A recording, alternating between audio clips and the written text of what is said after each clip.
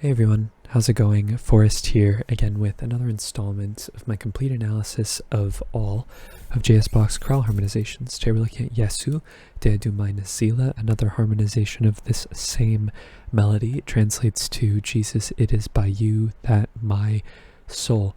Pretty interesting chorale. It's very similar to yesterday's episode. The only thing that's namely different between the two in terms of just the overall, large-scale organization is the fact that this chorale is in a very rare key. It's in the rare B-flat minor, which is pretty cool because going through my notes, I can only see one chorale that I've analyzed so far in the key of B-flat minor. So it's a very unusual key.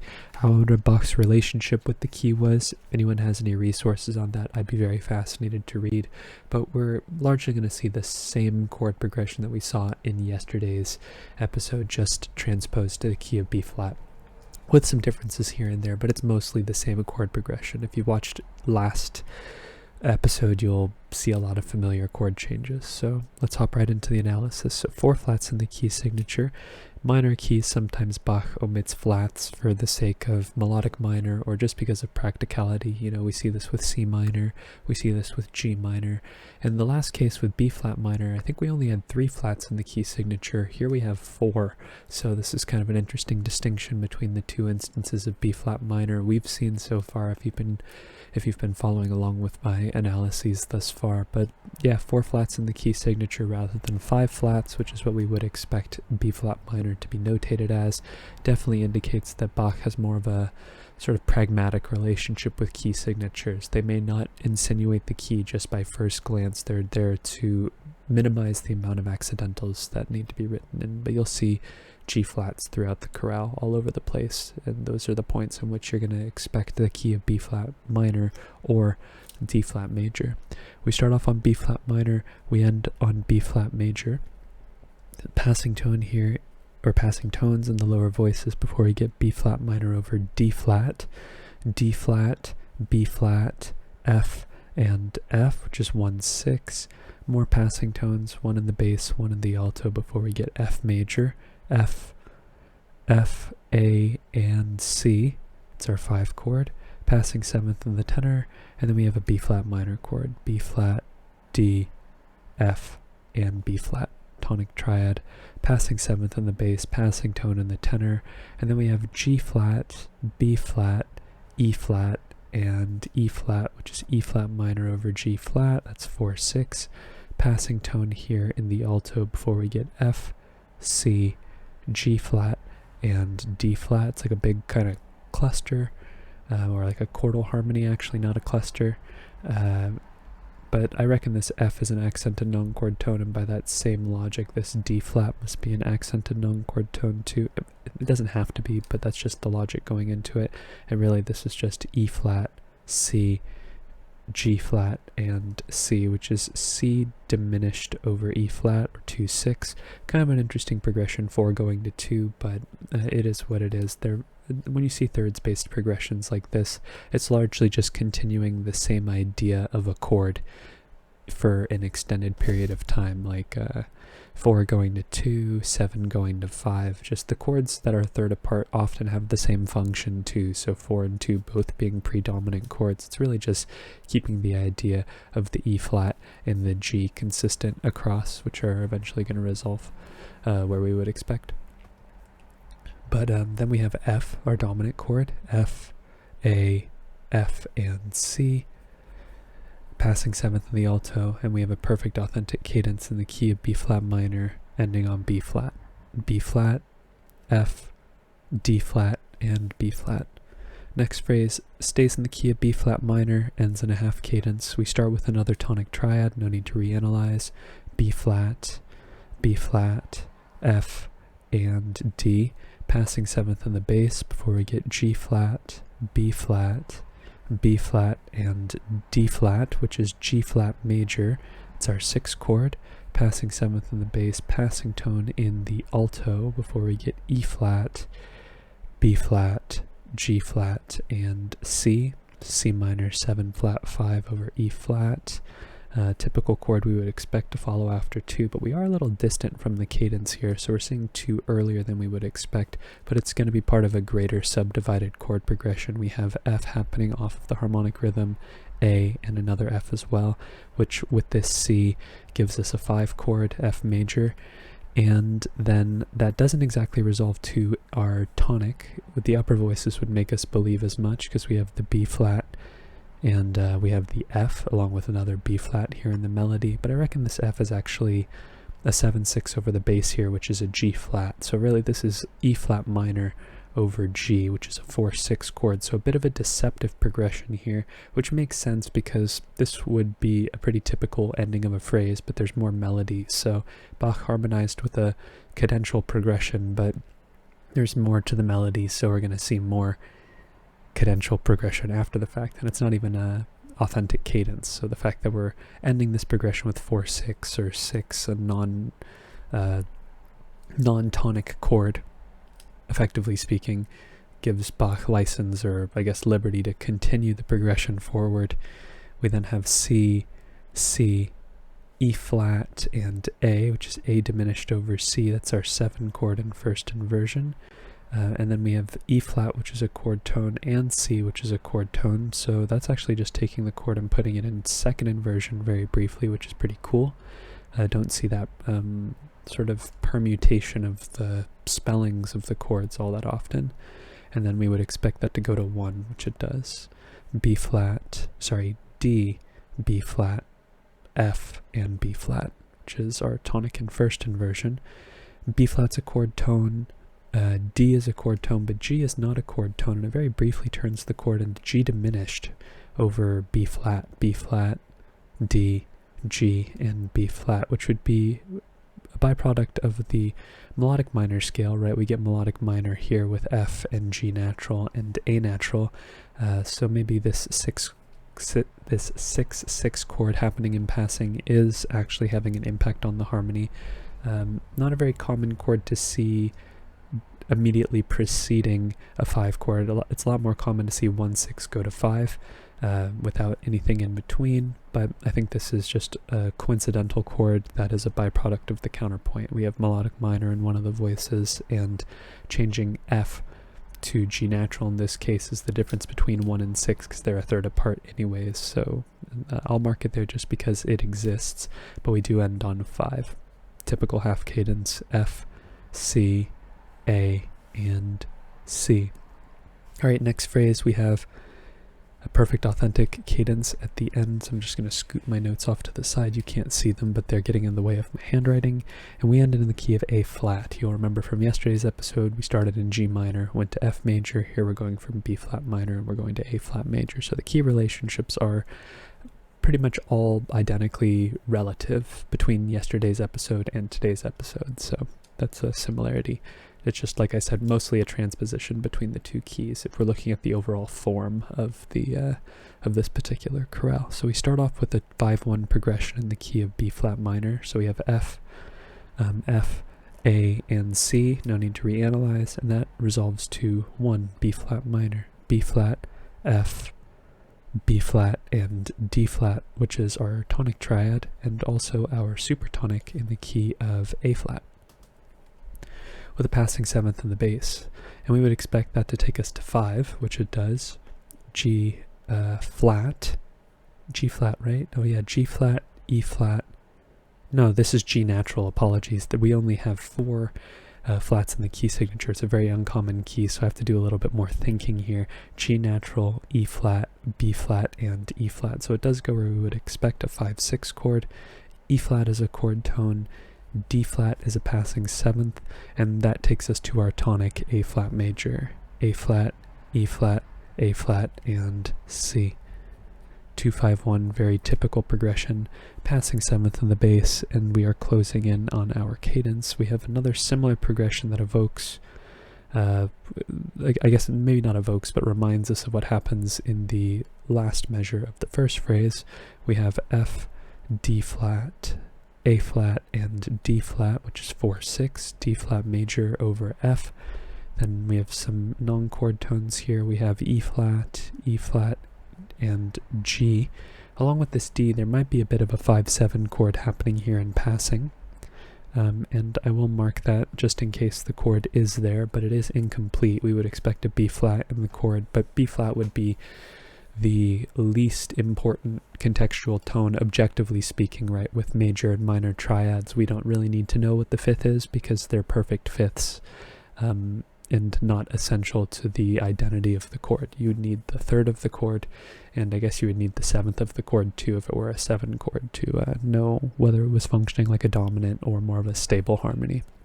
In this case, it'd be functioning more like a dominant because the shared tone between 4 and 5 is that D flat in this case.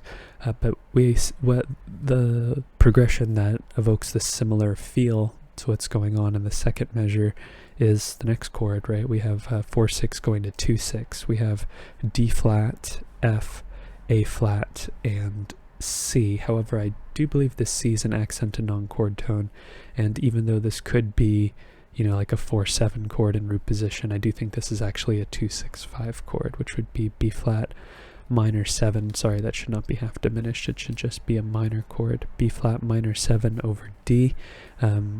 We're seeing some symmetry between the B section and the A section here in terms of the cadential structures, right? Because the melodies are also largely similar to one another. If you just look at the overall shape and what's going on, the endings are what is mostly similar between the two of them. So we have a 2-6-5 chord here. We would expect this to go to 5, which it does. E flat, G, and B flat, which is E flat major, passing 7th in the tenor, and then we cadence on A flat major, A flat, C, E flat, and A flat, which is our tonic triad in root position. Alright, third to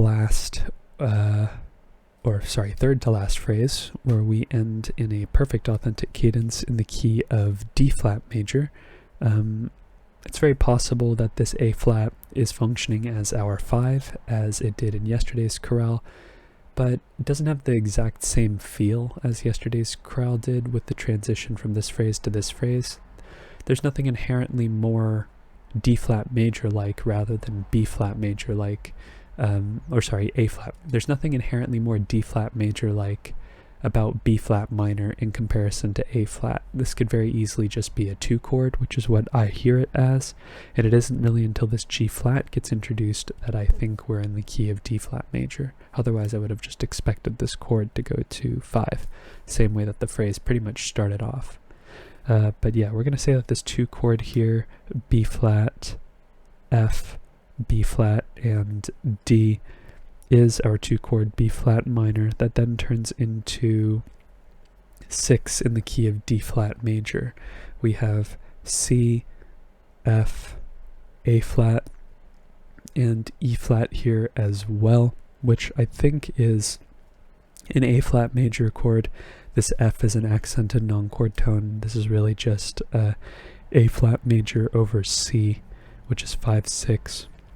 And we would expect this to go to our tonic D flat, A flat, and F, D flat major, passing 7th in the tenor, passing tone in the melody as well, before we get G flat, B flat, B flat, and D flat, which is G flat major. That's our 4 chord in root position, passing 7th in the bass, and a neighbor tone here in the alto before we get E flat, B flat, and G flat. It's very possible that this is a 2 chord, but having followed a 4 chord here, I think, we have seen 4 go to 2. It is quite possible that this is another 2 chord based on previous chord progressions that we've seen. We've seen them twice in this chorale, but I think it's actually more likely under normal circumstances for Bach to use a 7 chord here, which is also interpretable from this beat. We have C, E flat, and G flat, which would be a 7-6 chord, very common to come after a 4 chord. And then especially if it goes to a 1 chord, which it is in this case, I feel like the argument is in favor of the dominant functioning chord. But 2 I think is a valid analysis too. When you only have one voice moving, it's a toss-up as to which one is the chord tone in some cases, and I feel like 7 wins the majority of the time, but other times it's not as clear. And in this case, I don't think it is as clear, but based on my previous relationship, this feels more like a 7 chord, or my previous relationship with Bach's harmony, in the past. 4 going to 7 is a much more normative progression than 4 going to 2, which is relatively unusual, like I discussed earlier. But after 7, we go to 1, 6, D flat major over F, A flat, D flat, and F, with passing tones in the lower voices, and that coincidentally gives us a G flat major 7 chord, G flat, B flat, D flat, and F. Sometimes Bach injects those into the harmony as a passing chord before a 5, especially in a cadential context where we have A flat, C, A flat, and E flat, which is A flat major, our dominant, passing 7th here in the alto before we cadence on D flat major, D flat, F, and D flat. I also think that this happened to be a 3 tonic 1, or sorry, 3 root 1/3 spelling of the tonic harmony as well in yesterday's chorale. So another similarity between today and yesterday's harmonization. Penultimate phrase ends in a half cadence in the key of B flat minor. We start in the key of D flat major and pretty much switch to the key of B flat halfway through, or a little beyond the halfway point. So we have 1, we then go to 5, A flat, E flat, A flat, and C, A flat major, passing 7th in the bass, and then we have F, A flat, and D flat, which is our tonic triad and reversed inversion, passing tone in the bass, and then we have D flat, E flat, A flat, and E flat.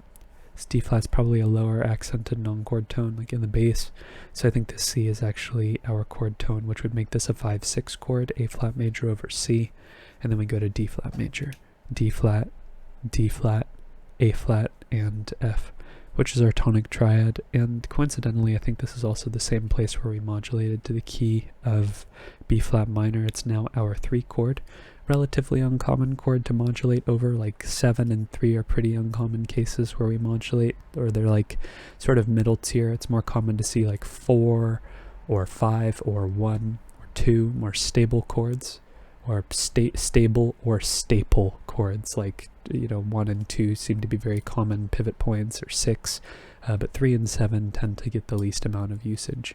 But sometimes we see 3 turn into the mediant, and then we see some transitive harmony going in the other direction, which is the case of this particular modulation too. Because after we see this A natural here, this is either a secondary dominant and then we've modulated after the tonicization, which does happen. It is something that I've analyzed in the past. It just feels mostly context driven. Here I feel like this is where the modulation is happening.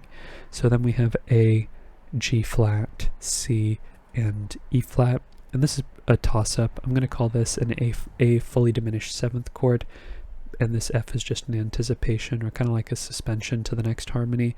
But you could also analyze this as 5/6/5 if you hear this G flat as an accented non-chord tone and this F as the root of the chord. 7/7 and 5/7 are basically interchangeable chords, both in function and in pitch content. The only difference is a half step, which can be illustrated in the tenor. And then we have B flat, F, B flat, and D. Kind of an interesting suspension here would be like a 5/4 suspension, but it's not really operating that way. I feel like the E is actually the root of this chord, which would be, actually, you know what? Apologies, no, this should be a tonic triad. This could be a tonic triad here, which is what I think it's operating as. I misread my notes, apologies. But this E is actually an interesting tone because it brings attention to the F natural, tonicizes it for a bit. So this could potentially be an E diminished chord over B flat, which would be 7/6/5. Over 5, 7/6/5 of 5, depending on whether or not you see the E as the root of this chord or whether you see B flat as the root of this chord. All in all, I feel like 3/7/1 fairly straightforward progression. It's transitive, right? Typically 7 goes to 3, and then you follow the cycle of falling fifths until you get to 5, and then you go to 1, but 3 can use that same voice leading to go to 7, which is a dominant chord that could just resolve to 1. So they're just different ways of approaching a dominant functioning chord, regarding just like the overall function of the harmony. But regardless, this could be 1, this could also be 7, 6, 5 of 5. They're very similar chords in terms of their pitch content. Regardless, we resolve to 5, F, F, A natural, and C. And our last phrase stays very clearly in the key of B flat minor. We also see a progression that we've come familiar with in both the first phrase and in the first phrase of the B section here at the end. So we start off with B flat minor, D, F, B flat, and B flat, which is 1-6, passing tone in the bass, where we get afterwards B flat, F, F, and C. I think this B flat's an accented non-chord tone, and this is really F major over A, this A natural being the third of the chord, and we've seen this progression here in the previous phrase, just not the beginning of it, but rather the end of it. I guess it's sort of self-fulfilling in this way, where we start off with a 1-5, and then we get 1-6-5-1 in that key, but we're just starting off with 1-6 and 5-6, so just the latter half of the progression. And that resolves to B flat minor, B flat, F, and D flat. That's just our tonic and root position. Passing 7th in the bass, G flat, B flat, E flat, and E flat. It's E flat minor over G flat, which is 4-6.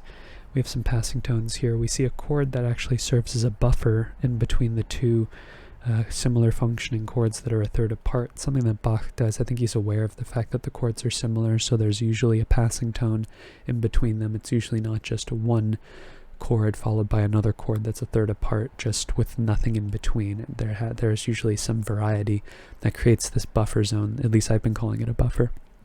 And here we get F, B flat, F, and D flat, which is just our tonic triad and second inversion. It's in passing, so it's a textbook verified 6/4 chord, even though there's truth to it, but it's not that there are many exclusions to the rule or exceptions to the rule.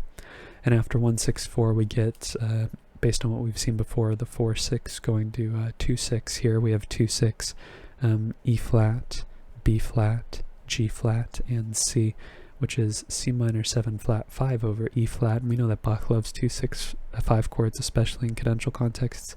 That's going to take us to 5, F, A, F, and C, F major, passing 7th in the alto, and a little redundant C here in preparation for our final B flat in the melody before we get B flat major, B flat, F, D natural, and B flat. Bach ending in typical style with a major tonic triad. I think it has to do with the finality of the major chord. Bach probably had a relationship with major chords that, more so than minor chords, they felt like a more stable ending point. Like grammatically speaking, it felt like the end of a paragraph rather than just like a period, which any, stable chord could function as. But that's today's analysis. Really not all too much to talk about. There is a little bit of ambiguity in terms of how you can analyze some of the chords, but very seldom is there a chorale where you just analyze all of the chords and there isn't any room for interpretation. So what makes analysis fun is, deciding where and how you're going to analyze things. But other than that, really a fairly straightforward chorale. Most things were pretty set in stone and there really isn't too much room for debate, but other than that, fairly straightforward. If you're interested in following me along on the journey to analyze all of Bach's chorale harmonizations, feel free to subscribe to the channel. You could also hit the notification icon and like the video if you enjoyed the content. Thank you so much for watching the video and supporting the channel by doing so. I'm looking forward to tomorrow's analysis, and I hope you take care.